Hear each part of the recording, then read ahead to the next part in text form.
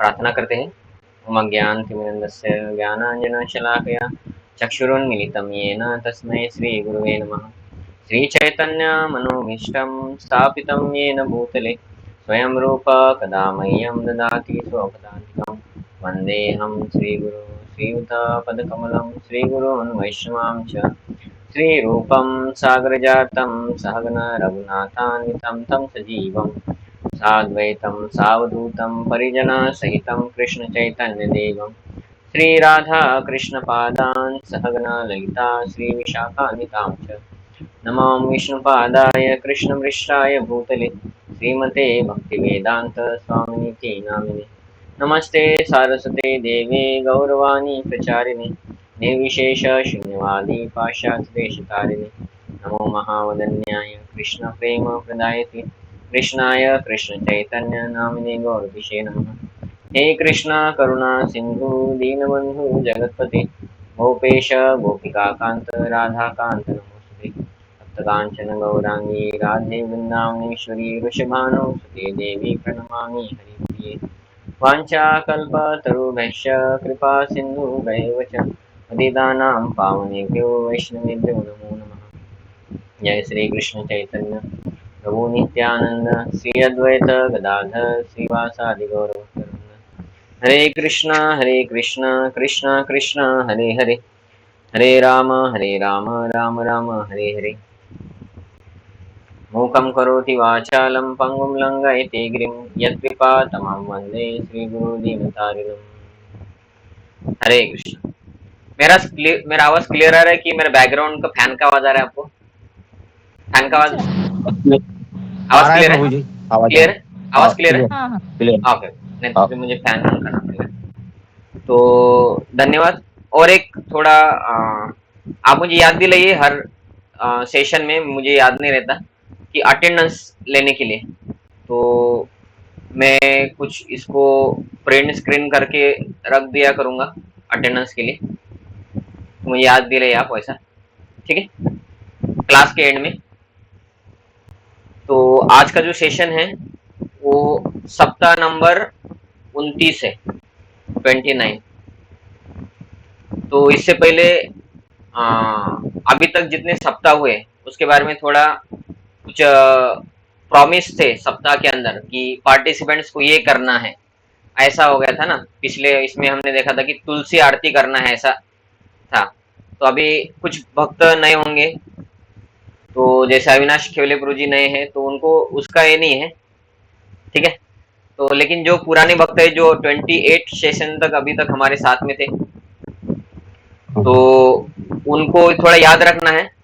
सबसे पहले हमने एक जगह पे देखा था कि आपको एकनाथ प्रभु जी आपको कुछ बोलना है? हाँ, हरे कृष्ण प्रभु जी, वो गोकुल पेट के अपने डॉक्टर साहब है, ओके, अभी प्रतीक नए बागड़े ज्वाइन प्रभु, हुए। प्रतीक हाँ बागड़े प्रभु जी। नहीं, बागड़े प्रभु जी नहीं, वो दूसरे है। ओके ओके, रसिक लाल, रसिक लाल। हाँ हाँ, रसिकलाल करिया प्रभु जी। हाँ धन्यवाद प्रभु जी, करिए प्रभु। आपने ज्वाइन किया। तो अभी एकनाथ प्रभु जी को हमने थोड़ा बोला था कि ठीक है आप ज्वाइन करो, तो प्रभु जी ने अभी बहुत सारे भक्तों को ज्वाइन किया है, प्रचार में बहुत हेल्प कर रहे प्रभु जी, मंदिर में भी सेवा करते हैं। तो आप सभी का स्वागत है जो भी आज पहली बार ज्वाइन किया है। शायद खुशी आकारे माता जी, प्रदीप बागड़े प्रभु जी, और भी कुछ प्रभु जी है जैसे रिद्धेश वड़े प्रभु जी और इटनकर प्रभु जी है, किशोरी इटनकर माता जी है, ऐसे कुछ भक्त शायद नए हैं। तो आप अभी आज ज्वाइन किया है आपने, अच्छा है। ये गुरुवार को एक भगवत गीता क्लास रहता है, रविवार को भक्ति वृक्ष करके क्लास रहता है। तो इसमें आपको भक्ति के बारे में डिटेल्स पता ही रहेगा, लेकिन अभी ये हम बीच में से आगे बढ़ रहे हैं, तो आपको जैसा भी होगा लेकिन समझ में आता है, क्योंकि भक्ति कभी भी शुरू किया तो वो समझ में आता है। तो कुछ भक्त पुराने हैं तो उनके साथ हमारा कुछ चर्चा हुआ है, इसके बारे में अभी बोल रहा हूँ मैं। तो आप जो आज पहली बार ज्वाइन किए हैं वो उसको ज्यादा टेंशन मत लीजिए, आप जैसा है वैसा कीजिए। तो पहले इसमें हमने देखा था कि एटलीस्ट हमको भगवान का नाम का जप करना चाहिए, तो वो हमने देखा था। फिर हमने देखा था कि एटलीस्ट 4 माला जप करना है। और फिर आगे जाके हमने देखा था कि जो अभी 28 सेशन जिन्होंने किया है, ये 29 नंबर का है, प्रभुपाद जी के बुक्स पढ़ना शुरू करना है। तो प्रभुपाद जी के बुक्स तो सबको पढ़ना है, माला भी सबको करना है। लेकिन जो 27 नंबर सेशन हुआ था हमारा, उसमें हमने देखा था कि अभी जो 28 सेशन तक जिन्होंने अटेंड किया, एटलीस्ट उन भक्तों ने तुलसी आरती शुरू करना चाहिए घर पे, क्योंकि तुलसी कौन है, भगवान को भोग नहीं लगता है बिना तुलसी का, है ना। क्योंकि भगवान को तुलसी बहुत प्रिय है, तुलसी कृष्ण प्रेयसी नमो नमः। तो इसलिए तुलसी आरती करना चाहिए।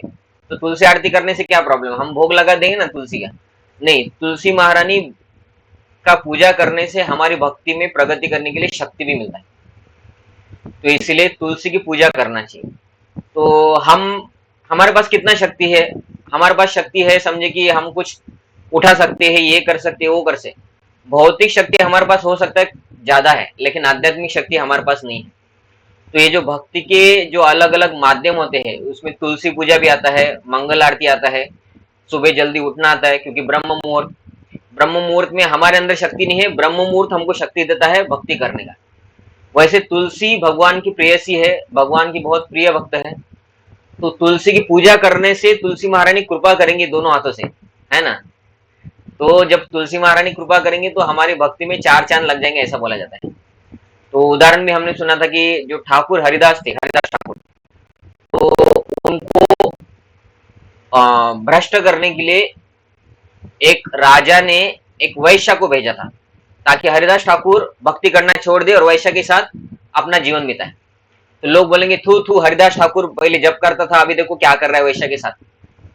तो इसके लिए वैश्य भेजी थी, जैसे तुकाराम महाराज के जीवन में भी हुआ था, सालू मालू ने वैश्य भेजी थी, है ना। लेकिन तुकाराम महाराज वैश्य के साथ फिर पिक्चर के गाने गाने लग गए क्या, नहीं, तुकाराम महाराज ने वैश्य को भक्त बना दिया। वैसे ही हरिदास ठाकुर ने क्या किया, वैश्य को भक्त बना दिया।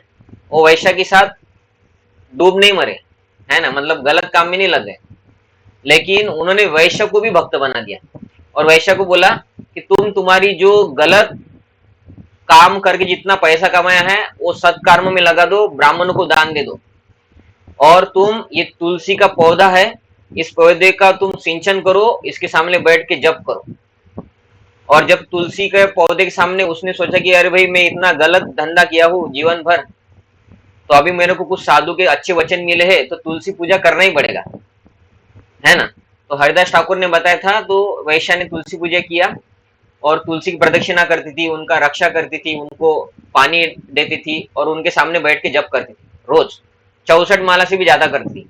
और ऐसा करने से जब वो वैश्य ने देखा कि उनके जीवन में बहुत चेंज आ गया, अभी उनको गलत करने की इच्छा भी नहीं है, कुछ नहीं है, तो लोगों को भी समझ में आया कि अभी वैश्य नहीं, ये साधु ही बन गई। तो आगे जाके लोगों ने उससे दीक्षा लेना शुरू कर दिया, किन से, जो पहले वैश्य थी।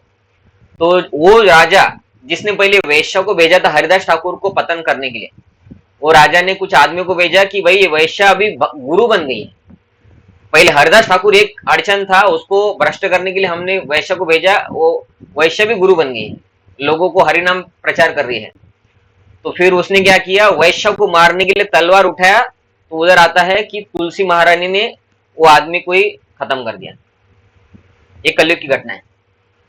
तो इतना पावरफुल है तुलसी महारानी के सामने जप करना, उनकी पूजा करना। इसलिए हमारी भक्ति में हमारे पास शक्ति नहीं है कि बिना किसी की मदद के हम माला कर लेंगे, होता ही नहीं। हमें भक्तों के साथ मिलके जब चेतना हमारा ऊपर उठता है तब जप करने का हमारा मन बना है। अब वो चेतना मन बना है, लेकिन वो कंटिन्यूअस करने के लिए भी भक्तों का संग चाहिए, और उसमें सबसे बड़ी भक्त है तुलसी महारानी। कि रोज हमारे घर में अभी बाकी भक्त आएंगे मंदिर से आपको बताने के लिए, संग देने के लिए नहीं, लेकिन दो माध्यम अभी भी है। एक है तुलसी महारानी की पूजा करना, तुलसी महारानी के जप सामने जप करना, और दूसरा है परम पूज्य लोकनाथ स्वयं महाराज जी का जप टॉक ऑनलाइन। उसका एक लिंक है, मैं आपको ग्रुप में सेंड कर दूं, बाद में मुझे याद दिलाएगा, ग्रुप में आप डाल दीजिएगा लिंक सेंड करने के लिए। तो जो भक्त अभी नए हैं वो सुबह 5:30 बजे उस लिंक पे क्लिक कर सकते हैं। दुनिया भर के आपको 2000-3000 लोग देखेंगे कि वो उस पर ज्वाइन करते हैं और जप करते हैं उस पे सामने बैठे। तो ये ऑनलाइन एक माध्यम है भक्तों का संग लेने का। जैसे अभी आप ऑनलाइन कथा सुन रहे हैं, तो ये भी क्या है, एक माध्यम है कथा सुनने का ऑनलाइन। वैसे वो तुलसी महारानी तो डायरेक्ट है हमारे घर में, लेकिन ऑनलाइन जपा टॉक, महाराज जी का जपा टॉक भी आप देख के जप कर सकते हैं। तो इससे भक्ति में हमें एनर्जी मिलेगा, क्योंकि हमारे एक आचार्य है वो बोलते हैं कि एकाकी आमार नाही पाए बल हरिनाम संकीर्तन में। तो हरिनाम संकीर्तन करने के लिए हमको एक आदमी को बल नहीं मिलता है, क्योंकि हम कलयुग के चेले हैं, गले कंठी माथे टीला, है ना, देखो रे देखो आया कलीर चेला, ऐसा बोला जाता है कि हम हालांकि कंठी माला पहन लिए, तिलक विलक लगा ले, कपड़े भी साफरान पहन ले, लेकिन हम कलयुग के चेले हैं। हमारे पूरे मन में कलयुग ही बचा बैठा है ना। हमको अभी भी भोग भावना है, ऐसा नहीं कि हम शुद्ध भक्त बन गए। अभी प्रभु जी हमारा 24 घंटा जप ही चलता है ना। लोग बोलते भी है कि 24 घंटा जप चलता है, कुछ नहीं होता है। 24 घंटा जप चल रहा है तो फिर आप खाना पीना क्यों कर रहे हैं? क्योंकि जो षड गोस्वामी है उनके बारे में आता है कि वो खाना पीना बहुत कम करते थे, वो एक एक द्रोण में छाछ पीते थे, हो गया बोलते हमारा प्रसाद। तो हमारा स्थिति है क्या वैसा? हमारा नहीं है, हमारा तो आसक्तियां है, तो हमारा नहीं हो रहा है। लेकिन वो बल नहीं इसलिए नहीं हो रहा है, तो बल के लिए फिर तुलसी पूजा। तो अभी आपने शुरू नहीं किया होगा, वो रिपीट भी नहीं हुआ, इसलिए मैं रिपीट कर दिया आपको। तो आप ट्राई कीजिए, तुलसी पूजा आप घर पे कीजिए, ठीक है। तो आज का सेशन हम शुरू करते हैं। तो आज का जो सेशन है उसमें जैसे कि नॉर्मली हम देखते ही है, ये 29 नंबर का सेशन है, सप्ताह है। और इसमें पहले हम पढ़ते हैं नामामृत, पवित्र नाम का अमृत। तो आप में से कौन भक्त पढ़ेंगे?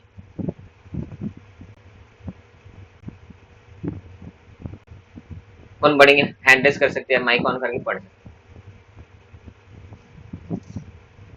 ठीक है। हाँ पढ़ लीजिए। हरे कृष्ण प्रभु जी घंटों पर ये है हाँ। ना श्री नामामृत पवित्र नाम का अमृत, हम्म, पुस्तक 157। हाँ ये यही है प्रभु जी। नहीं 117, ये देखिए मैं स्क्रीन पे दिखा रहा भगवान हूँ, नाम का तीव्र ध्वनि। मैं स्क्रीन पे जो दिखा रहा हूँ दिख रहा है आपको? नहीं, मेरे पास में पेज है। भगवान नाम का तीव्र ध्वनि से जप करने से निम्न जातियों को भी लाभ होता है, यही है क्या?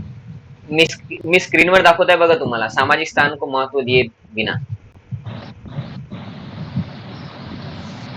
ये पैराग्राफ निकालना है।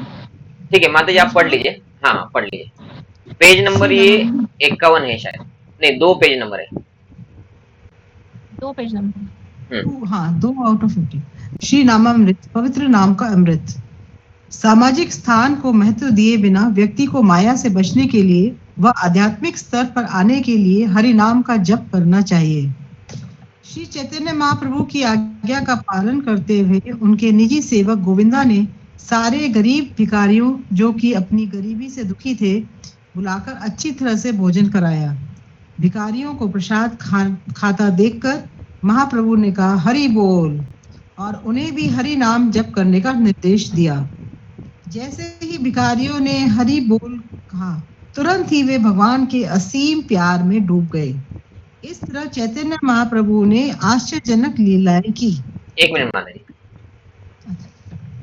कुछ नए भक्त है तो आपको शायद पता नहीं होगा, अगर आपको बहुत सारा स्क्रीन में बहुत बाकी के भक्त भी दिख रहे होंगे तो आप मेरा स्क्रीन जूम कर सकते हैं, उसमें जूम करने का ऑप्शन है। तो ये जो दिख रहा है आपके पास प्रिंट आउट नहीं होगा, ये आपको दिख जाएगा पूरा। मेरे स्क्रीन के ऊपर आपको इधर उधर कुछ दिख रहा होगा, उसको क्लिक करेंगे तो फिट टू स्क्रीन ऐसा कुछ तो आएगा ऑप्शन। मोबाइल में क्या ऑप्शन आता है माता जी? प्रभु जी इसमें फुल स्क्रीन करेंगे ना, फुल स्क्रीन हो जाएगा। फुल स्क्रीन नाम का ऑप्शन आता है।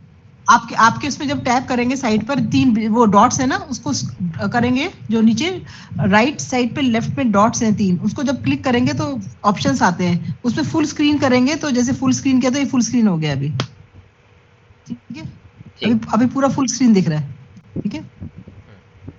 तो आप आपके मोबाइल पे वैसा कर ले सकते, तो ये मैं जो दिखाता हूँ जिनके पास प्रिंट आउट नहीं है उनको दिख जाएगा। ठीक है माता जी आप कंटिन्यू कीजिए।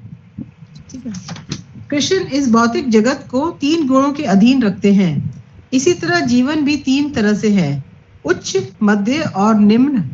व्यक्ति जिस किसी भी स्तर पर क्यों ना हो, वह भौतिक तरंगों से उछाला जाता है। कोई धनी हो सकता है, कोई मध्यम वर्गीय या कोई भिखारी भी हो सकता है, इससे कोई भी फर्क नहीं है।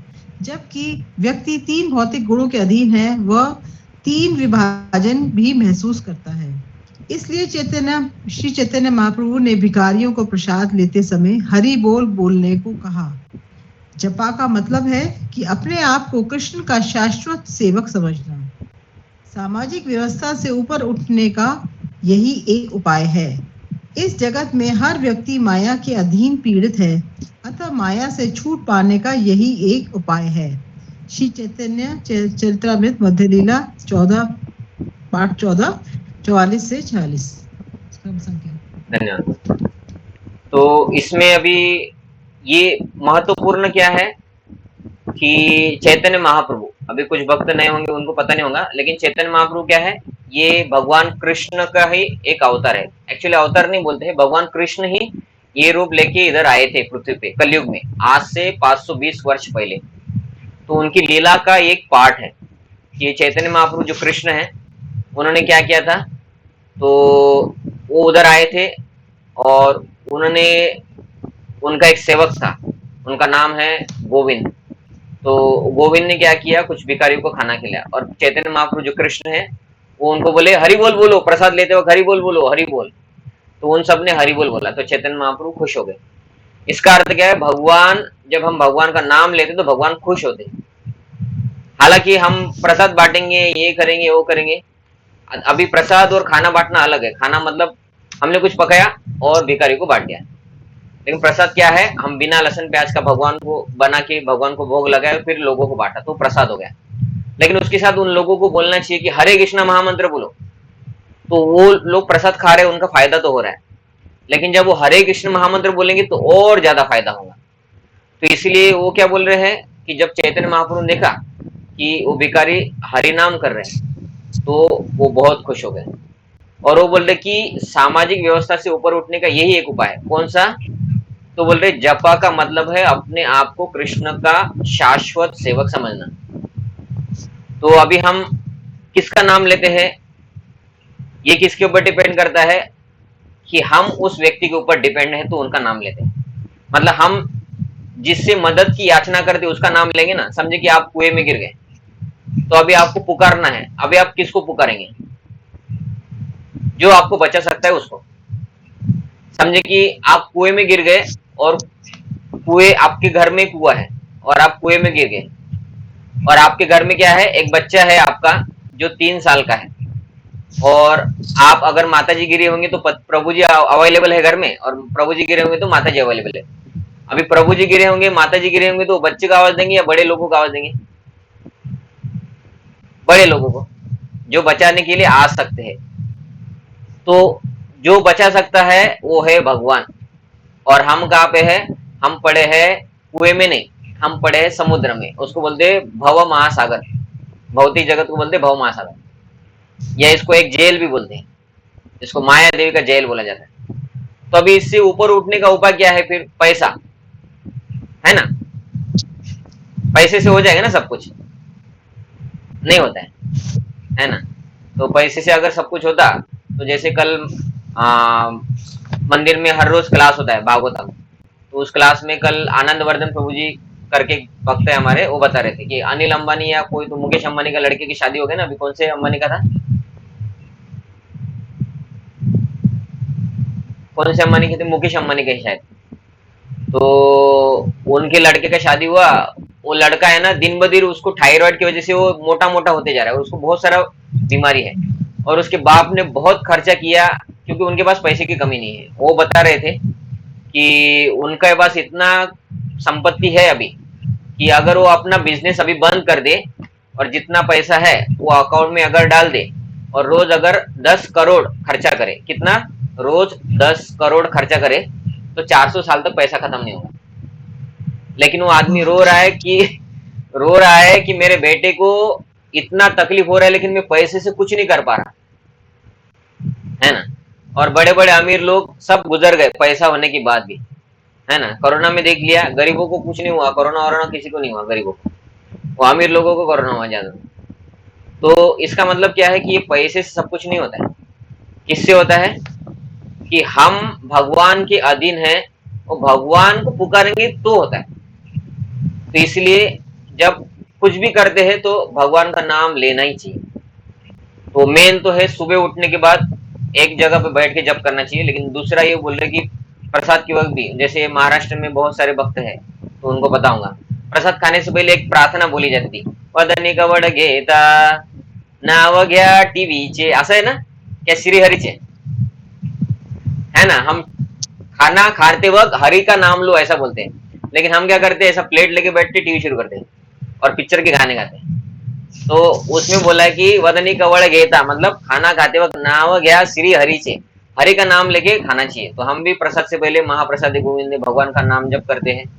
महाप्रसाद गोविंदे उस प्रेयर में हम बोलते हैं कि भाई भगवान की कृपा से हमको खाना मिला है, और उस प्रेयर के अंतिम में हम हरे कृष्ण महामंत्र भी बोलते हैं। तो ऐसे हर चीज में हमारा हरे कृष्ण महामंत्र आना चाहिए। हमको जब भी समय मिलता है तो ज्यादा से ज्यादा जप करना, प्रभुपाद जी की पुस्तकें पढ़ना, क्योंकि हम प्रवचन सुनने से हमारे इसमें ज्यादा फर्क नहीं आएगा। ये ऑनलाइन प्रवचन हम 1 घंटा सुनने से ज्यादा आएगा क्या? नहीं।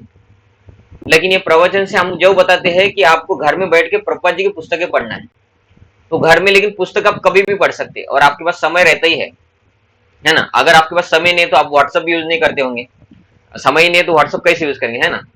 लेकिन हम करते हैं, मतलब समय रहता ही है। तो वो समय ठीक है, काम के लिए व्हाट्सएप यूज किया, काम जितना है, जितना इंपॉर्टेंट है वो सब कर लिया, लेकिन प्रभुपाद जी की पुस्तकें पढ़ेंगे तो मैक्सिमम तो पूरा माया ही दिमाग में घुस रहा है।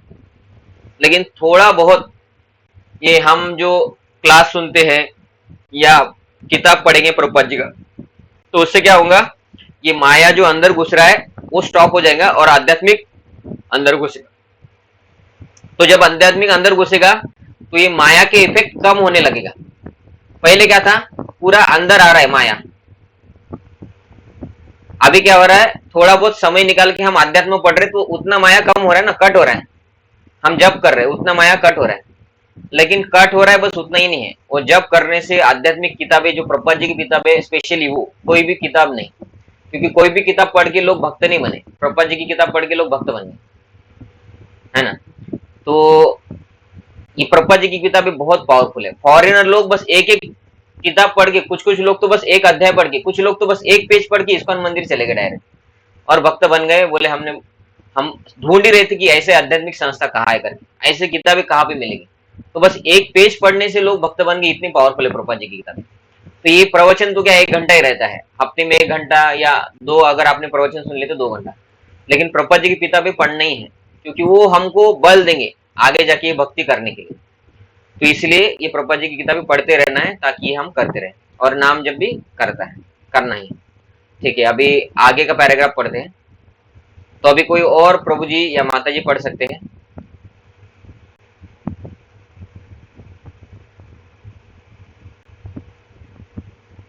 प्रणाली ठाकरे माता जी पढ़ेंगे, ठीक है, पढ़िए माता, माइक ऑन करना पड़ेगा। हरे कृष्ण प्रभू जी, वॉइस आ रहा है क्लियर प्रभू जी? आध्यात्मिक स्क्रीनवर दाखवत आहे बघा, ते तुमच्या पेजवर काढा, पेज नंबर 2। वॉइस येते ना प्रभू जी? हो, नाही वॉइस येते। आध्यात्मिक उन्नती 25 भगवद गीता यथा स्वरूप अध्याय 4 श्लोक 28। द्रव्य यज्ञास्तपोयज्ञा योग यज्ञास्थापरे स्वाध्याय यज्ञान्य यत यह संशित व्रता। हाँ, 1 मिनट माता जी, 1 मिनट। तो देखिए, इसमें कुछ प्रश्न है, ये प्रश्न मैं आपको बता देता हूँ, तो आपको ये जो पैराग्राफ है वो पढ़ते हुए आपको याद रखना है किधर क्या आने वाला है। तो पहला प्रश्न है, ऐसे विभिन्न प्रकार के यज्ञ के नाम बताए जो लोग अपने को ऊपर ऊंचा उठाने के लिए करते हैं, मतलब अलग अलग यज्ञ। तो जैसे कि ये श्लोक में ही दिया है, द्रव्य यज्ञ है ना, योग यज्ञ, स्वाध्याय यज्ञ, ऐसे नाम है। तो ये इसमें आने वाले हैं, ये इसका आंसर है, लेकिन पैराग्राफ में भी आएंगे। दूसरा है कि इन यज्ञों के संस्कृत नाम, तो जो द्रव्य यज्ञ, योग यज्ञ संस्कृत नाम हो गए, तो उसका जो एग्जैक्ट नाम है वो क्या है, वो पैराग्राफ में आएगा, वो आपको देखना है कि इसको द्रव्य यज्ञ बोलते हैं, इसको स्वाध्याय यज्ञ बोलते हैं, इसको तप यज्ञ बोलते हैं, ऐसा। अभी आगे जो है प्रत्येक यज्ञ के बारे में विस्तार से बताए। तो आप पढ़ेंगे तो उसको आपको भी, वो जैसे द्रव्य यज्ञ है तो क्या है वो आपको याद रखना है अभी के लिए, एटलीस्ट वो आपको परमानेंट नहीं लगे, लेकिन आपको थोड़ा समझ में आएगा कि एग्जैक्टली क्या है, उससे होने वाले फायदे, कि ये यज्ञ करने से ये होता है, और इन सभी यज्ञों में सबसे ज्यादा साधारण कौन सा यज्ञ है, और आगे है भगवान की सेवा हमें क्या लाभ देती है, भगवान की सेवा करने से क्या होगा। ठीक है माता जी, पढ़िए। कठोर व्रत अंगीकार करके कुछ लोग अपनी संपत्ति का त्याग करके, कुछ कठिन तपस्या द्वारा, कुछ अष्टांग योग पद्धति के अभ्यास के द्वारा अथवा दिव्य ज्ञान में उन्नति करने के लिए वेदों के अध्ययन द्वारा प्रबुद्ध बनते हैं। तात्पर्य श्री कृपात की जय। इन यज्ञों के कई वर्ग किए जा सकते हैं। बहुत से लोग विविध प्रकार के दान पुण्य द्वारा अपनी संपत्ति का यजन करते हैं। भारत में धनाढ्य व्यापारी या राजवंशी अनेक प्रकार की धर्मार्थ संस्थाएं खोल देते हैं, यथा धर्मशाला, अन्न क्षेत्र, अतिथिशाला, अनाथालय तथा विद्यापीठ। अन्य देशों में भी अनेक अस्पताल, बूढ़ों के लिए आश्रम तथा गरीबों का भोजन, शिक्षा तथा चिकित्सा की सुविधाएं प्रदान करने का दातव्य स्थान है। ये सब दान कर्म द्रव्यमय यज्ञ है। अन्य लोग जीवन में उन्नति करने अथवा उच्च लोकों में जाने के लिए चांद्रयान तथा चातुर्मास्य जैसे विविध तप करते हैं। इन विधियों के अंतर्गत कतिपय कठोर नियमों के अधीन व्रत करने होते हैं। उदाहरणार्थ, चातुर्मास्य व्रत रखने वाला वर्ष के 4 मासों में जुलाई से अक्टूबर बाल नहीं कटाता, न ही कतिपय खाद्य वस्तुएं खाता है और न दिन में 2 बार खाता है, न निवास स्थान छोड़कर कहीं जाता है। जीवन के सुखों का ऐसा त्याग तपोमय यज्ञ कहलाता है। कुछ लोग ऐसे भी हैं जो अनेक योग पद्धतियों का अनुसरण करते हैं, यथा पतंजलि पद्धति ब्रह्म में तदाकार होने के लिए, अथवा हठ योग या अष्टांग योग विशेष सिद्धियों के लिए। कुछ लोग समस्त तीर्थ स्थानों की यात्रा करते हैं। ये सारे अनुष्ठान योग यज्ञ कहलाते हैं, जो भौतिक जगत में किसी सिद्धि विशेष के लिए किए जाते हैं। कुछ लोग ऐसे हैं जो विभिन्न वैदिक साहित्य यथा उपनिषद तथा वेदांत सूत्र या सांख्य दर्शन के अध्ययन में अपना ध्यान लगाते हैं। इसे स्वाध्याय यज्ञ कहा जाता है। ये सारे योगी विभिन्न प्रकार के यज्ञों में लगे रहते हैं और उच्च जीवन की तलाश में लगे रहते हैं, किंतु कृष्ण भावनामृत इनसे पृथक है, क्योंकि यह परमेश्वर की प्रत्यक्ष सेवा है। इसे उपयुक्त किसी भी यज्ञ से प्राप्त नहीं किया जा सकता, अपितु भगवान तथा अनेक प्रामाणिक भक्तों की कृपा से ही प्राप्त किया जा सकता है। फलतः कृष्ण भावनामृत दिव्य है। हरे कृष्ण। हरे, थैंक यू। तो देखिए अभी इसमें आपका माइक ऑफ कर सकते हैं। तो देखिए भी इसमें अलग अलग प्रकार के यज्ञ बताए हैं। हम भी नॉर्मली सुनते हैं कि जैसे अभी मुझे पता नहीं इधर शहर में होता है कि नहीं, हम बचपन में थे तो कुछ देवी बैठता था, देवी के अंत में यज्ञ होता है। आपके इधर भी होता है? तो पति पत्नी को बैठाते हैं, यज्ञ करते हैं, ऐसा यज्ञ कराते थे। तो यज्ञ करने के पीछे क्या फायदा रहता है? नाक में धुआं घुसता है ना, मेकअप करके आते लोग काले काले हो जाते हैं, गर्मी होता है ना, इतना सारा सामग्री वेस्ट हो जाता है, जल के राख हो जाता है। तो कुछ तो फायदा होगा तभी करते रहे लोग। तो एक्चुअली जो उद्देश्य होना चाहिए ये यज्ञ करने के पीछे, कि यज्ञ के भोक्ता तो विष्णु ही होते हैं, क्योंकि यज्ञ को बोला जाता है यज्ञ मीन्स विष्णु। तो देवी के सामने करो, किसके से भी सामने करो, यज्ञ मीन्स विष्णु होते हैं। लेकिन लोग अभी पर्सनल फायदे के लिए यज्ञ देवी के सामने करते, उनको लगता है ये यज्ञ करने से देवी हमको खुश हो जाएंगी और हमको बहुत सारा पैसा भेजेंगे, है ना, दुख कम हो जाएंगे, घुटना दुखता है वो दुखना बंद हो जाएगा, है ना। ऐसा होता है ना यज्ञ करने के बाद कि मेरे पेट में बहुत बीमारियां है ना, शादी नहीं हो रही लड़की की, लड़के को जॉब नहीं लग रहा है ना, तो वो सॉल्व हो जाएगा यज्ञ करने से। ये हमारे, है ना, मतलब डॉक्टर के पास जाने की जगह, अच्छे पढ़ाई करने की जगह यज्ञ करने से सॉल्व करना हमको चाहिए। तो ये सब हालांकि थोड़े बहुत वो फायदा होता ही है, ऐसा भी नहीं कि नहीं होता है बिल्कुल, लेकिन इसके लिए हमें यज्ञ नहीं करना चाहिए, क्योंकि वो विष्णु है। तो विष्णु भगवान की प्रसन्नता के लिए कुछ भी करो। अपने पिताजी को अगर प्रसन्न करेंगे तो पिताजी हमको जो आवश्यक है वो तो देने ही वाले हैं, मांगने की भी जरूरत नहीं है। छोटे बच्चे को बोलना पड़ता है क्या कि समझे कि 2 साल का छोटा बच्चा है और समर शुरू हो गया, धूप धूप के दिन शुरू हो गए तो बच्चे को बोलना पड़ता है पिताजी कूलर धो के रखो, है ना, कूलर धो के रखो, एसी लगाओ, ये करो वो करो, ठंडी आ गई तो बोलना पड़ता है स्वेटर धो के रखो। ऐसा होता है क्या? नहीं, पिताजी अपने आप करते सब। तो भगवान तो बाप तो अपना विठोबा है ना, बाकी कोई बाप नहीं है। बाप मतलब विठोबा ही है, विठल कृष्ण ही बाप है हमारे। तो वो तो हमें उनके लिए हम जो यज्ञ करते हैं तो हमको अपने आप दे ही रहे, और नास्तिक को दे रहे हो तो कुछ नहीं कर रहे, उसको भी दे रहे भगवान, तो हमको नहीं देंगे? तो ये हमें पता होना चाहिए, यज्ञ मतलब भगवान की संतुष्टि, विष्णु की संतुष्टि। लेकिन अलग अलग वो यज्ञ तो हो गया स्वाहा स्वाहा अग्नि वाला यज्ञ। अभी अलग अलग प्रकार की यज्ञ इधर दिए है भगवान ने। भगवान क्या बोल रहे हैं? विभिन्न प्रकार की यज्ञ के नाम। तो संस्कृत नाम भगवान ने दिए हैं। संस्कृत नाम क्या है? द्रव्य यज्ञ। द्रव्य यज्ञ क्या है? कुछ दान में देना, पैसा दान में देना, या कुछ सामग्री दान में देना, या अनाथालय खोलना, है ना। जैसे कि इधर दिया है उन्होंने कि धर्मशाला, है ना, धर्मशाला लोगों को कम पैसों में होटल अवेलेबल करके देना, उसको धर्मशाला बोलते हैं।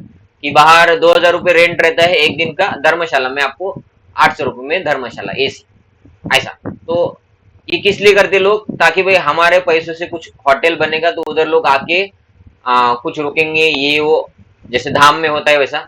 तो धाम में आने के बाद लोग अच्छा करेंगे, ये उद्देश्य से रहता है। लेकिन मैक्सिमम लोग उधर तो बस फोटो खिंचाने के लिए आते हैं, ऐसा करके सेल्फी खिंचाते लोग, हो गया धाम दर्शन हो गया, है ना। भगवान भी माथा फोड़ते होंगे, है ना। तो उसके लिए धर्मशाला में दान देते लोग। कुछ लोग अन्न क्षेत्र खोलते कि आओ भाई हमारे इधर अन्न, पता है ना आपको, फ्री में भंडारा चलता है, गरीबों को खिलाते हैं, अमीर लोग किसको, सबको खिलाते हैं। अन्न क्षेत्र का फायदा क्या है कि आपको जो पैसा खर्चा करना था धाम में जाके, वो फ्री में खा लो, और उतने पैसे की दारू पी लो, गांजा जुआ जो भी करना है वो कर लो, पैसा बच गया ना अपना। थम्स अप पी लो नहीं तो मतलब क्या है, वो भी लोग जो भी अच्छा बनता है उसका दुरुपयोग करते। तो लोगों को फायदा तो हो रहा है, ठीक है, अच्छा ही है। लेकिन इस सब दान को बोलते हैं अन्न क्षेत्र। अतिथिशाला फ्री में, अनाथालय अनाथ लोगों को, विद्यापीठ, है ना, अंध विद्यापीठ, ये वो ऐसा रहता है ना। तो गरीबों को भोजन देना, शिक्षा देना। हॉस्पिटल्स खोलते लोग, कम पैसों में ऑपरेशन, अन्नदान, नेत्रदान। तो इस सब प्रकार के दान को क्या बोलते हैं? द्रव्यमय यज्ञ। तो एक यज्ञ तो स्वाहा स्वाहा का हमने बता दिया आपको, है ना, घी भी दला के एकदम आग वाग तैयार हो जाए, ऐसा गर्मी हो जाए, ऐसा वाला यज्ञ। और दूसरा ये यज्ञ है द्रव्यमय यज्ञ, दान देना, हमारी संपत्ति का कुछ हिस्सा कुछ लोगों के फायदे में लगाना, उसको द्रव्य यज्ञ बोला जाता है। इससे भी फायदा होता है हमें, हालांकि जो फायदा ले रहे हैं वो लोग गलत काम करते हैं उसका। जैसे हमने देखा ना कि लोग क्या कर रहे हैं, वो सब लेके भी गलती कर रहे हैं कि फ्री में सब कुछ मिल रहा है लेकिन उसका दुरुपयोग ही करेंगे। एक मिनट ना, ये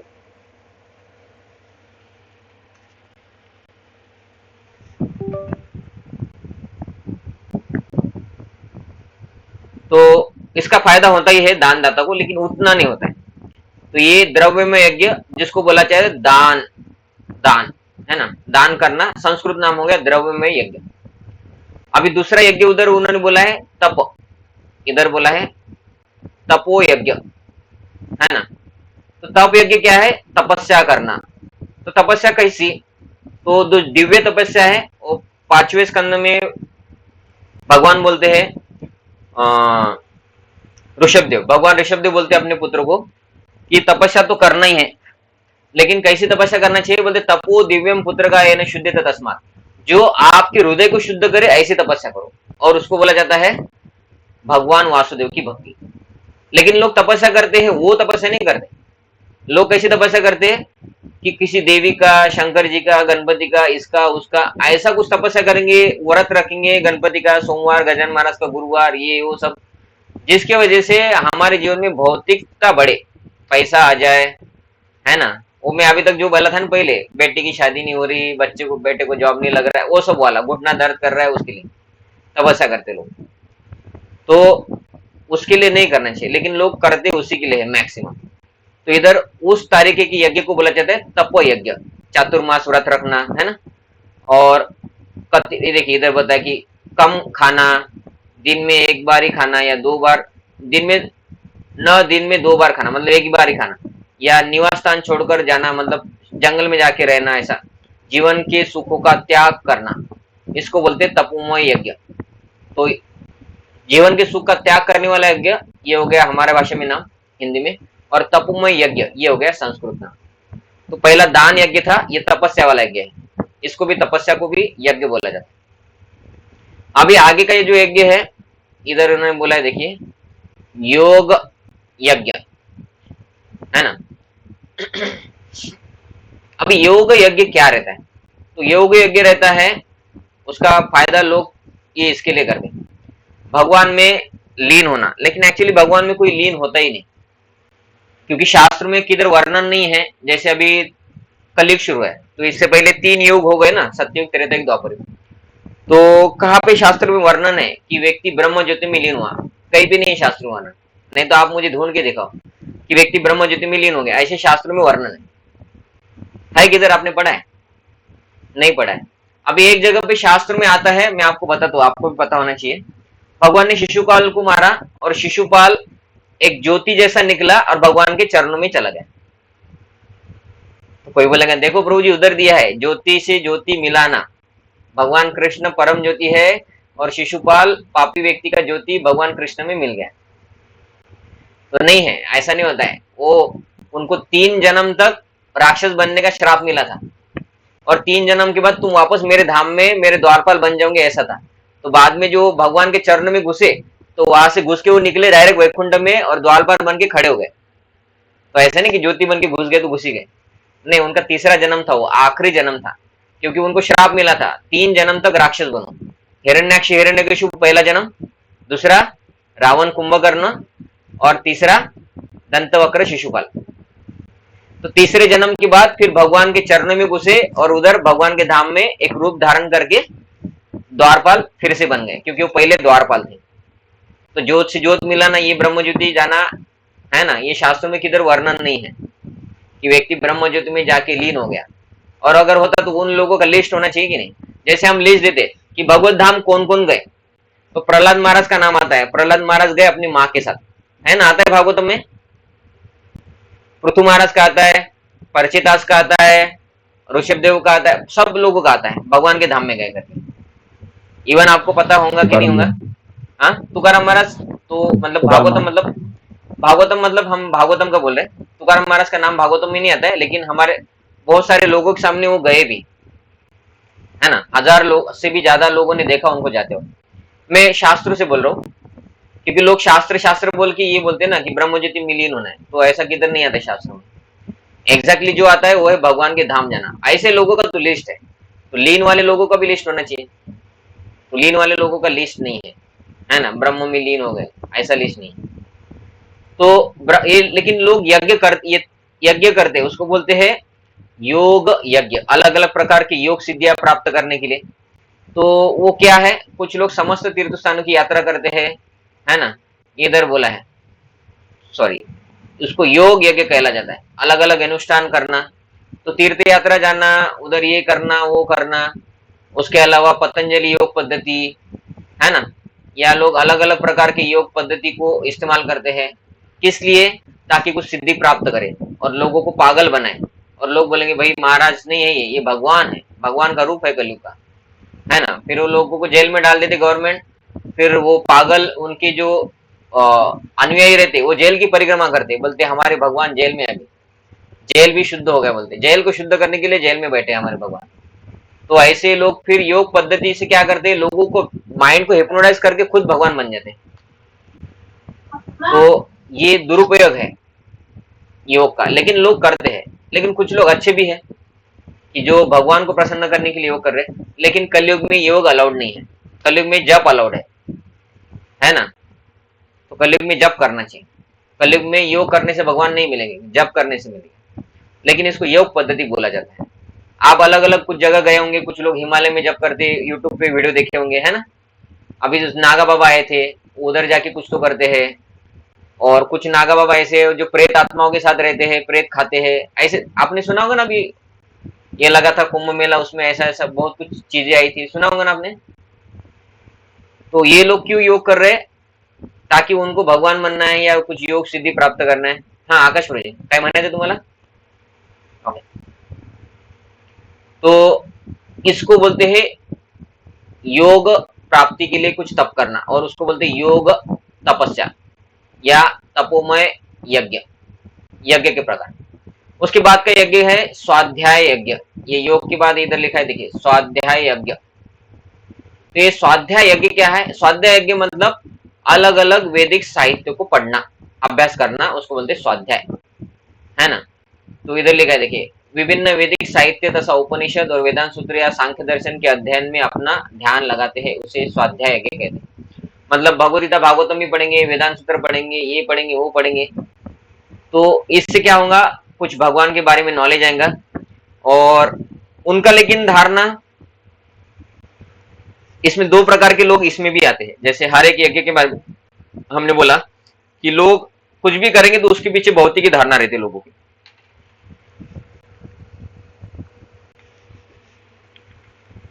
तो शास्त्र पढ़ने के पीछे भी लोगों की कुछ भौतिक धारणा रहती है. कुछ लोगों को इसलिए शास्त्र पढ़ना है ताकि फिर कुछ समाज में कुछ लोग बोलेंगे भाई इनको बहुत शास्त्र पता है. कुछ लोग इसलिए शास्त्र पढ़ते हैं ताकि आगे जाके फिर हम पैसे से भागवत कथा करना करेंगे. प्रभु जी भागवत कथा करना है, कितना प्रभु? 10 लाख लेते हैं हम. बहुत अच्छा बिजनेस है ना. कुछ इन्वेस्टमेंट नहीं, कुछ नहीं, बस थोड़ा सा पढ़ाई करो. 10 लाख रुपए में एक भागवत कथा. 7 दिन के 10 लाख तो इंजीनियर भी नहीं कमाता है ना. तो बहुत अच्छा, 3 घंटे ही जॉब है, 3 घंटे का प्रवचन रहता है, 7 तरीके 21 घंटे का 10 लाख मिल रहा है. तो इसलिए भी लोग करते हैं, लेकिन इसके लिए नहीं करते. करना नहीं चाहिए. स्वाध्याय यज्ञ शास्त्र इसलिए पढ़ा जाता है ताकि हृदय शुद्ध होए, और हृदय शुद्ध होने से ये पैसे कमाने की वृत्ति नष्ट हो जाए. अभी तो हमारे जीवन को चलाने के लिए जितना पैसा कमाना चाहिए उतना तो पैसा कमाना ही पड़ेगा, है ना. अगर नहीं कमाना है तो फिर मंदिर आना पड़ेगा, इस्कॉन मंदिर. मंदिर में हम आपको फ्री में खिला सकते हैं, है कि नहीं? तो सब कुछ होता है मंदिर में, फ्री में हो जाता है. हमारा जीवन चल रहा है ना, फ्री में सब कुछ चल रहा है. हमारे पास लैपटॉप है, कंप्यूटर है ना. तो सब होता है. तो आपको प्रलोभन दे रहा हूं मैं, आपको अगर जॉब नहीं करना है तो आप मंदिर ज्वाइन कर सकते हैं. आपको फ्री में सब कुछ मिल जाएगा. तो लेकिन ये हम उसके लिए पढ़ाई नहीं करना चाहिए कि पैसे कमाना, है ना. लेकिन पढ़ाई किस लिए करना चाहिए? ताकि भौतिक जगत की आसक्ति ही दूर हो जाए, इसलिए हमें पढ़ाई करना चाहिए. तो तुकाराम महाराज बोलते क्या पढ़ना है? लेकिन स्वाध्याय है, पढ़ाई करना है शास्त्रों की, लेकिन कौन सी शास्त्र पढ़ना है? तो शास्त्र तो बहुत है.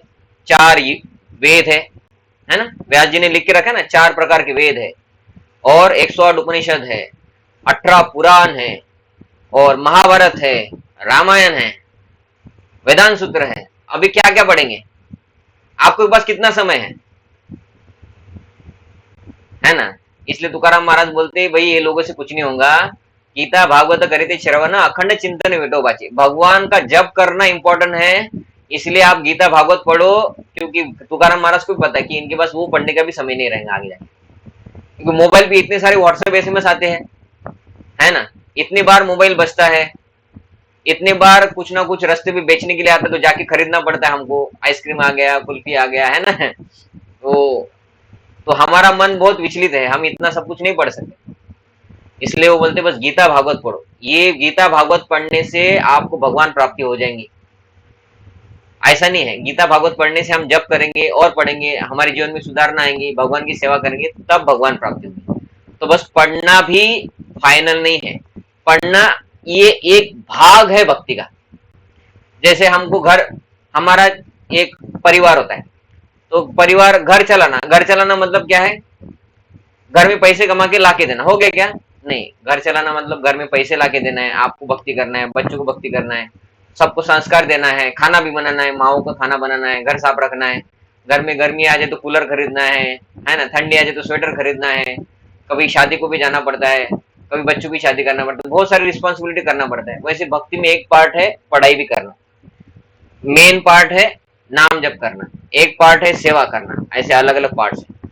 तो स्वाध्याय यज्ञ पढ़ाई भी करना चाहिए, तपस्या भी करना चाहिए, लेकिन ये सभी यज्ञ भगवान कृष्ण के लिए होना चाहिए. जैसे ये 4 यज्ञ क्या है? द्रव्य यज्ञ.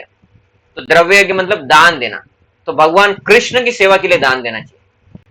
तप यज्ञ तपस्या, एकादशी पालन करना, अलग अलग आविर्भाव तिरुभाव होता है. जैसे अभी आने वाला जो रविवार है, आज रविवार है, नेक्स्ट संडे, आने वाला रविवार शाम तक उपवास रखना है, क्योंकि नरसिंह भगवान जी का आविर्भाव है। जन्माष्टमी का उपवास, राधाष्टमी का उपवास, ये तप यज्ञ हो गया। लेकिन ये यज्ञ अभी भक्ति के लिए कर रहे तो सुधारेंगे, भौतिक के लिए करने से वो सुधारने नहीं वाले। योग यज्ञ, योग यज्ञ मतलब जप करना है ना, जप यज्ञ, और स्वाध्याय मतलब भगवद गीता भागवतम पढ़ना, तो ये भक्ति के लिए हमें करना चाहिए। लेकिन लोग भौतिक के लिए करते सब ये, तो ये सब क्यों कर रहे हैं? तो इधर बताया देखिए कि उच्च जीवन की तलाश में लगे रहते हैं लोग। क्यों करते हैं ये सब? एक प्रश्न भी है शायद इसमें। प्रत्येक यज्ञ के बारे में विस्तार से बताए, उसके करने वाले को क्या लाभ मिलता है। क्या लाभ मिलता है? लोगों को लगता है ये सब करने से हम स्वर्ग में चले जाएंगे, है ना, ऐसा लगता है ना। उच्च जीवन की तलाश कि भाई मरने के बाद स्वर्गीय बलराम दास है ना, वो मरने के बाद नरक चला गया, नरक में उसको चाबुक मार रहे, पीट रहे, क्या क्या कर रहे, लेकिन घर वाले लिख देते भाई हमारे पिताजी स्वर्गवासी हो गए, क्योंकि पता नहीं ना किधर गए। तो स्वर्ग में भी नहीं जाते हैं, क्योंकि हम इतने पापी लोग हैं, अभी स्वर्ग जाने के दरवाजे बंद कर दिए हैं, उधर का वीजा बनना बंद हो गया है। उन्होंने वो वीजा डिपार्टमेंट ही बर्खास्त कर दिया है, क्योंकि कोई आ ही नहीं रहा है, खाली फोकट में सैलरी दे रहे है ना, तो अभी कोई जा ही नहीं रहा है स्वर्ग में। तो स्वर्ग में क्या जा ही नहीं सकते लोग, उसके लिए भी बहुत क्वालिफिकेशन है। तो हमारा ये सब करने के पीछे उद्देश्य क्या होना चाहिए? भगवत भक्ति। लेकिन वो लोग क्यों कर रहे? ताकि हमारा जीवन सुखी रहे, पैसा है, ये है, वो है। तो लोग ये क्यों करते हैं? उच्च जीवन की तलाश में। इधर भी हम अमीर बने रहे, हमारे घर में मर्सिडीज हो, है ना, हमारे घर में एसी हो। ये डेजर्ट कूलर तो बहुत पुराना है, गरीब लोगों की निशानी है डेजर्ट कूलर। एसी होना चाहिए, है ना। सादा फोन बटन का नहीं, एप्पल, है ना। तो ये सब क्या है? ऐसे के लिए लोग ये सब कर रहे हैं अभी। दान धर्म भक्ति क्यों कर रहे हैं? भक्ति भी नहीं, बोलते सनातन सनातन धर्म पालन करते हैं। क्यों कर रहे हैं? ये सब पाने के लिए कर रहे हैं बस। हमको सिखाती भी है, साधु लोग भी कितने होशियार है देखो, है ना। जो साधु को पता है पूरा शास्त्र पढ़ने के बाद जीवन का उद्देश्य ये नहीं है, इसको छोड़ना जीवन का उद्देश्य है। ये सब चीजें छोड़ना जीवन का उद्देश्य है। भौतिक जितना काम का है उतना तो लगने वाला है। अभी गर्मी है तो एसी चाहिए तो एसी चाहिए, कूलर चाहिए तो कूलर चाहिए। हमारे पास जितना पैसा है उससे जो बेस्ट है वो तो खरीदना ही है। लेकिन जिसके पास समय नहीं है वो बोलता है मेरे को कूलर नहीं चाहिए, एसी चाहिए, मैं जप नहीं करूंगा, अभी पैसा चाहिए, गाड़ी चाहिए। ये बोलने के लिए हम बोलते कि ये इसके पीछे नहीं भागना है। हमारा जो होता है, जो सैलरी है उसमें जो हमारा हो रहा है उसमें वो कंप्लीट करके भक्ति के लिए समय निकालना, और धीरे धीरे ये छूट जाना चाहिए सब। भौतिक जगत तो छोड़ना ही है एक दिन, है ना। आप में से कितने लोग आने वाले 25 साल तक जीवंत रहेंगे? गारंटी है? कुछ गारंटी नहीं है। तो साथ में क्या जाएगा? बोलते अकाउंट्स का बैलेंस चला जाएगा, है ना, सैलरी की सीट चली जाएंगे, कुछ नहीं जाएगा, तो भक्ति जाएगा। तो भक्ति के लिए प्रयत्न करो। ये सब छोड़ना है तो छोड़ने का अभ्यास भी करो, क्योंकि अभी अगर नहीं छोड़ेंगे तो मरते वक्त आसक्ति की वजह से बहुत तकलीफ होगा कि भाई इतना कमाया, इतने ये सब कुछ किया और अभी मैं छोड़ के जा रहा हूँ, है ना। तो तब बहुत तकलीफ होता है। और जो व्यक्ति विरक्त हो जाता है भक्ति करने से, वो मरता भी है तो बोलते अभी कुछ नहीं चाहिए, अगले जीवन में मैं भगवत भक्त बन के जन्म लू, यही चाहिए, है ना। और मरते वक्त भी वो बोलता है कि भगवान ने ऑलरेडी मेरे को बहुत कुछ दिया है, वो सेटिस्फैक्शन है उसके पास, संतुष्टि है। तो ये डेवलप करने के लिए भक्ति है। लेकिन साधु संत कैसे, है ना, माथा खराब, उनका भी माथा खराब हो गया कलयुग की वजह से, और लोगों का भी माथा खराब कर रहे हैं कि ये करने से आपको बहुत पैसा मिलेगा। उस पैसे से तो कुछ होने नहीं वाला है ना। तो एक्चुअली सब जो पैसा है सब भगवान की सेवा में लगना चाहिए। तो इसलिए वो बोल रहे हैं कि उच्च जीवन की तलाश, ये उच्च जीवन की तलाश भक्ति से हो सकती है, भगवत धाम में जाकर, है ना। उच्च जीवन की तलाश भक्ति में कैसी होती है? हम भगवान के धाम में जाएंगे तो उच्च जीवन है, उधर जन्म मृत्यु जरा व्याधि नहीं है, तो उच्च जीवन हो गया। उधर एंजॉयमेंट बहुत है, उच्च जीवन हो गया। इधर कुछ भी करो लोगों को प्राप्त नहीं होने वाला है, ऐसा। तो वो बोल रहे कि किंतु कृष्ण भावनामृत इनसे पृथक है, क्योंकि यह परमेश्वर की प्रत्यक्ष सेवा है। कृष्ण भावनामृत मतलब क्या होता है? भगवान की भक्ति। कृष्ण भगवान है, ये भी जानना कृष्ण भावनामृत है। तो भगवान कृष्ण है और उनकी भक्ति करना, तो उसको बोला जाता है कृष्ण भावनामृत। और जब हम कृष्ण भावनाउत है, मतलब जप कर रहे हैं, भगवान को भोग लगा के खा रहे हैं, 4 नियमों का पालन कर रहे हैं, तब हम बोल सकते हैं कि कृष्ण भावनाउत है।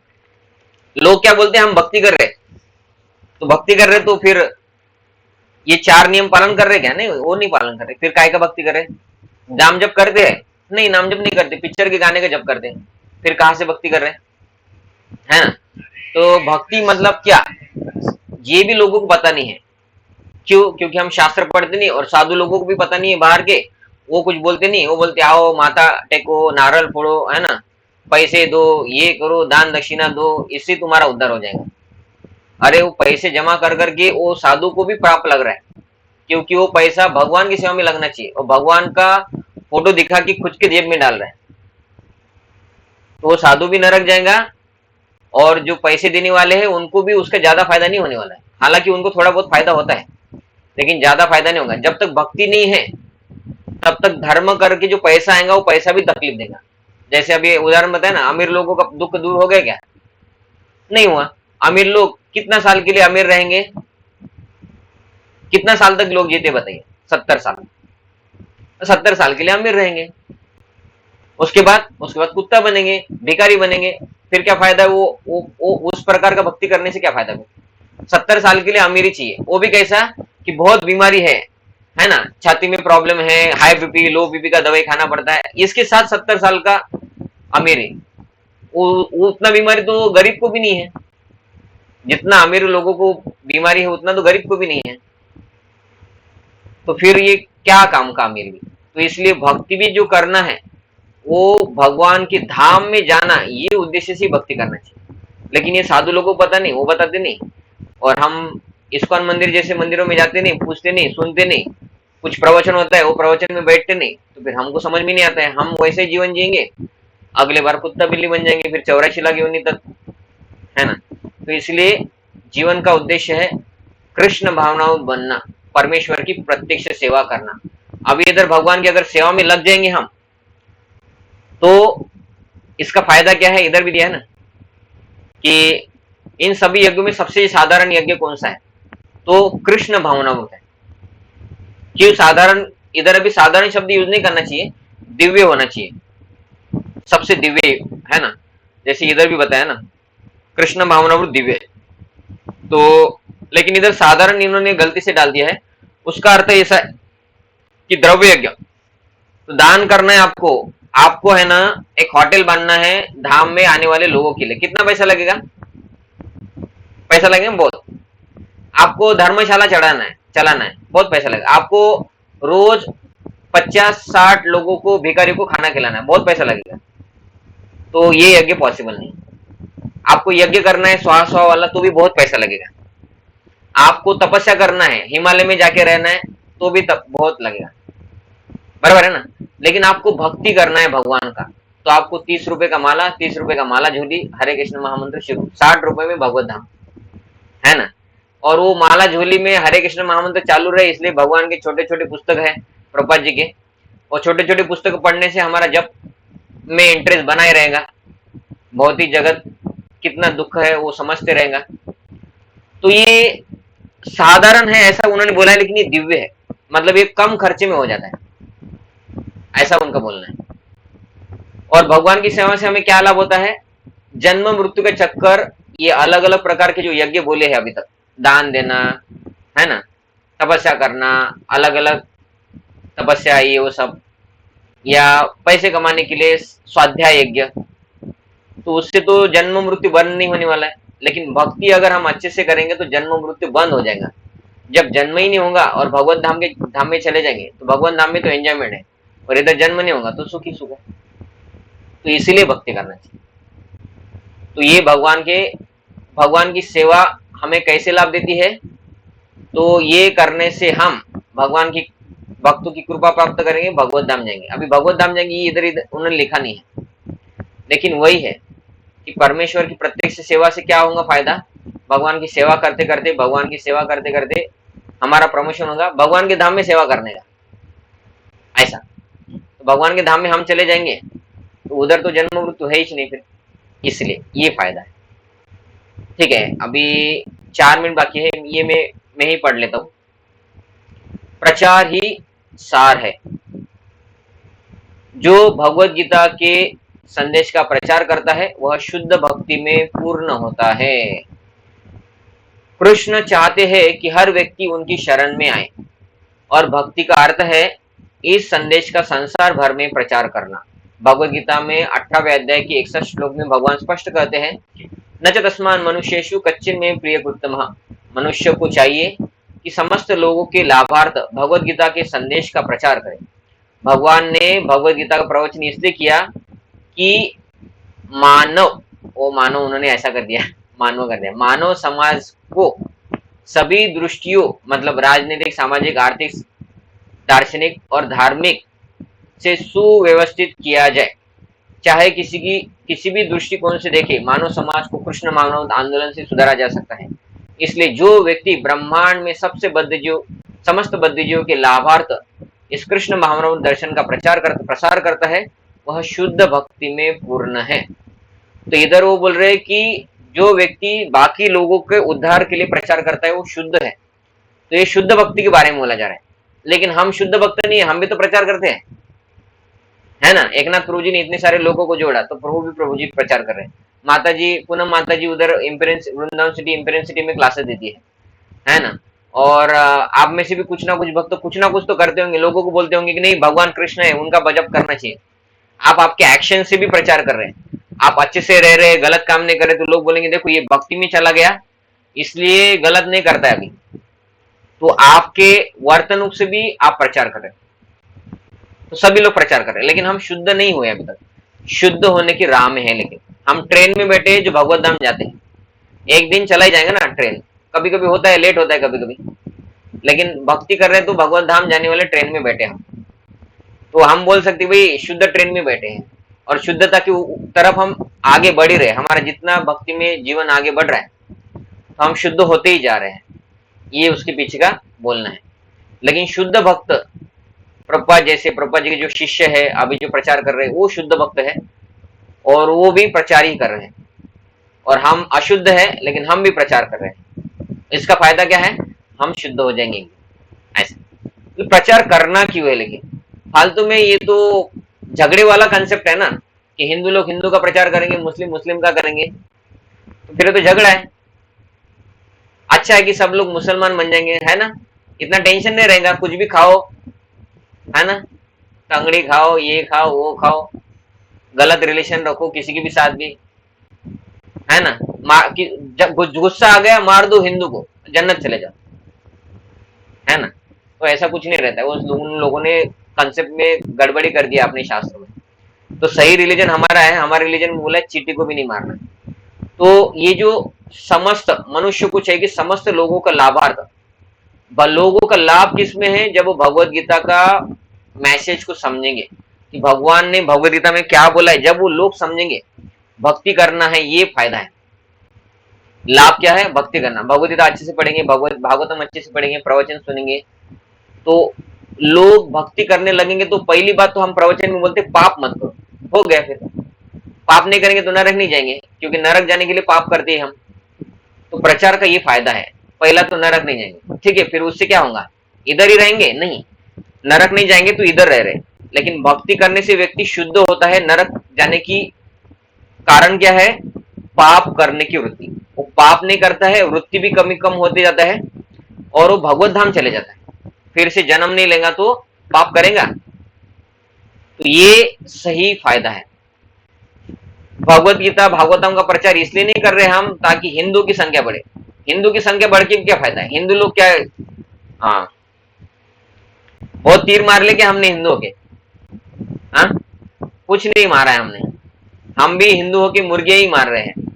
तो क्या फायदा फिर हिंदू होने के बाद भी। तो इसलिए हिंदू नहीं होना है, भगवान का भक्त होना है।